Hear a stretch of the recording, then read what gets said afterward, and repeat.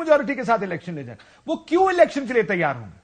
देखिए, मार्च से लेकर अब तक वो इलेक्शन नहीं होने दे रहे। मार्च में भी नहीं होने दे रहे थे, अब भी नहीं होने दे रहे। इसको समझिए, अगर 7-8 महीने में वो इलेक्शन लड़ने के काबिल नहीं हुए तो अगले 7-8 महीने में कैसे होंगे? बीच में उनका एक बजट भी आना है।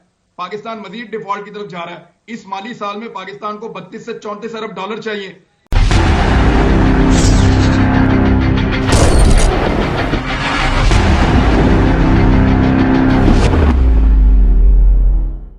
खड़े हो गए इकोनॉमी को सीधा करने के लिए। सवाल ये नहीं है, सवाल ये है कि पाकिस्तान की इकोनॉमी जो है उसका देखें, सबसे पहला काम जो पाकिस्तान को करना चाहिए ना, अगर वाकई पाकिस्तान ने अपने लोगों में जो भी है खुशहाली लानी है ना, तो पहला तो काम ये है कि वो डिफॉल्ट करे। देखिए, मैं बिलावल भुट्टो फॉरेन मिनिस्टर का स्टेटमेंट सुन रहा था। वो एक छोटे से 1-2 लोन मिले हैं और सऊदी अरेबिया ने कहा अच्छा भाई हम 2 करोड़ और डाल देंगे डॉलर आपके स्टेट बैंक में। तो वो बगले में जा रहे हैं और कह रहे हैं कि जी पाकिस्तान अब डिफॉल्ट के खतरे से बाहर निकल गया। हाँ बिल्कुल। जिस दिन वो ये बयान दे रहे हैं उस दिन पाकिस्तान की सनतों को गैस की सप्लाई बंद की गई 28 फरवरी तक। हाँ बिल्कुल। अब जब पाकिस्तान की सनत को 28 फरवरी तक आप गैस ही नहीं दे रहे, तो आप मुझे बताएं, आप एक टेक्सटाइल मिल के मालिक हैं, आप क्या करेंगे? जो गैस ही नहीं है तो आप सबको ले ऑफ करेंगे, मजदूरों को फैक्ट्री बंद करेंगे, हॉलीडे पे चले जाएंगे। 4 मंथ्स, तो 4 मंथ्स के लिए। हाँ जी, 28 अक्टूबर तक उन्होंने कहा कि इंडस्ट्रियल गैस नहीं है। सिंध में बंद हो चुकी है, पंजाब में भी कई जगहों पे बंद कर दी है उन्होंने। ठीक है, तो एक तरफ आप कह रहे हैं हम डिफॉल्ट के खतरे से निकल गए हैं, दूसरी तरफ जो हकायक है वो ये बता रहे हैं कि आपकी तो एक्सपोर्ट के लिए प्रोडक्ट ही नहीं आप बना पा रहे, क्योंकि आपने इंडस्ट्रियल गैस बंद कर रहे हैं। आप 34 यानी 34 बिलियन डॉलर सिर्फ इस फिजिकल ईयर के जो लोन्स और जो इंटरेस्ट है उनकी किस्तों की अदायगी के लिए चाहिए। वो 34 बिलियन डॉलर किधर से आएगा? तो मैं ये समझता हूं कि पाकिस्तान को डिफॉल्ट होना चाहिए, बिल्कुल क्लीन स्लेट। आपको 3 साल तक दुनिया का कोई मुल्क कर्जा नहीं देगा, बाढ़ में जाए कर्जा।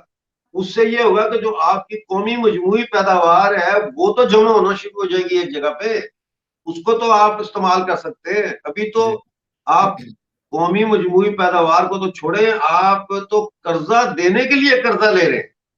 हाँ, टोपी घुमा रहे हैं। तो ये बड़े संजीदा सवाल है और कौमों को एक वक्त आता है कि ये मुश्किल सवालों का सामना होता है, तो फिर दिलेर क़यादत जो होती है वो फिर ये फैसले करती है कि ठीक है, लेकिन आप कैसे करेंगे ये फैसले? कि आपके अंदर ही जो है वो आपके मुल्क में एड की पॉलिटिक्स जो है उसको एड्स हो गई है, यानी आपके पॉलिटिक्स का इम्यून सिस्टम ही तबाह हो चुका है। इमरान खान जो है वो चुप ही नहीं करता, चुप ही नहीं कर। मैंने इतना ढीठ और बेगैरत सियासतदान, I am sorry to use this word, मैंने अपनी जिंदगी में नहीं देखा यार। मुझे 63 मेरी उम्र है, मैंने अपनी जिंदगी में ऐसा घटिया इंसान और ऐसा बदतमीज इंसान, वो चुप ही नहीं करता। वो उसको तो वर्बल डायरिया हुआ है।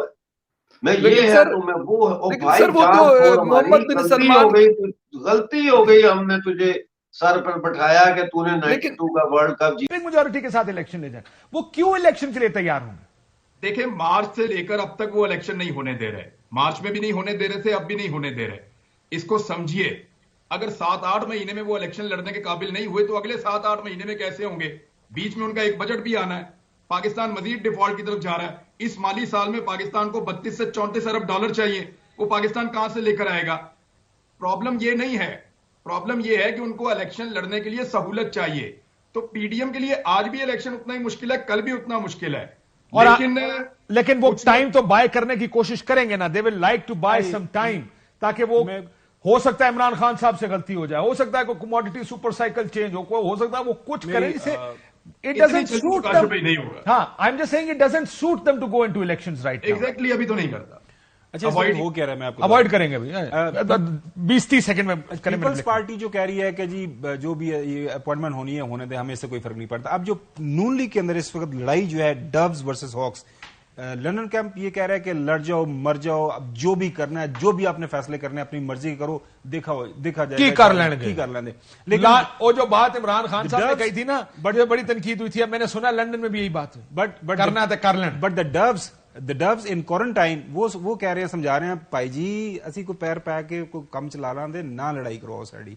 अब लड़ाई चल रही है विद इन पीएमएलएन कि करना क्या है, वापस वोट को इज्जत दो के बयानी की तरफ जाना है, जो या फिर जो भाईजान यहाँ पे इस्लामाबाद के अंदर मौजूद है, अल्लाह ताला उन्हें जल्द से याब करे कि उनकी पॉलिसी के सर भाईजान मैं मैनेज कर लूंगा ना, कोई मसला नहीं, कोई भी होगा, अब ना लड़ाए मुझे। लेकिन ये तो फैसला होनी होगा कि कौन की मैनेज कर सकते। मैं आपको छोटी सी चीज बता देता हूँ जी, शरीफ साहब को देखा है नवाज शरीफ साहब को जब वो गले मिले हैं, हाँ। मैं इनको बहुत पुराना रिपोर्ट कर रहा हूँ और इस खानदान को बहुत पुराना जानता हूँ। शहबाज शरीफ साहब का मिलना ये बता रहा था, जब वो वापस आने जा रहे थे एयरपोर्ट के लिए, उनके मिलने से मुझे ये बॉडी लैंग्वेज से पता चला कि मियां साहब ने उनकी बात मान ली है और वो मियां साहब का इस मिलने में शुक्रिया अदा कर रहे थे। लेकिन हुआ क्या, वो अभी रास्ते में जा रहे थे, जो गाड़ी का ड्राइवर है वो गाड़ी चला रहा था, शहबाज शरीफ साहब को एक टेलीफोन कॉल आई, शहबाज शरीफ साहब ने कोई बात नहीं की, बात दूसरी तरफ से की गई और शहबाज शरीफ साहब ने ड्राइवर को कहा गाड़ी मोड़ ले, वापस जाना। एग्जैक्टली ये हुआ है। शहबाज शरीफ साहब ने एक लफ्ज नहीं बोला, आगे से कोई जवाब नहीं दिया और फिर गाड़ी मुड़ गई। बहुत शुक्रिया दोनों मेहमान का। नाज़रीन, इंडिया बलोचिस्तान में सपोर्ट करता है, कैसे सपोर्ट करता है?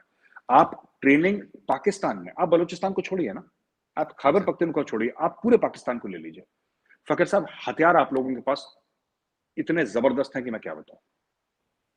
शहबाज गिल के पास AK-47 है, शहबाज गिल के पास, वो कह रहा है लाइसेंस है मेरे पास। हिंदुस्तान में हम लोग तसव्वुर नहीं कर सकते कि किसी के पास AK-47 हो। जी बिल्कुल। मेरा खुद का वेपन लाइसेंस मैंने अप्लाई कर रखा है, मेरा नहीं हुआ थ्रू, और जबकि मेरी अच्छी जान पहचान है, मैं मीडिया में हूं, नहीं, नो डाउट, बिल्कुल बिल्कुल। भारत में बड़ा मुश्किल है वेपन लाइसेंस मिलना, हम सोच नहीं सकते।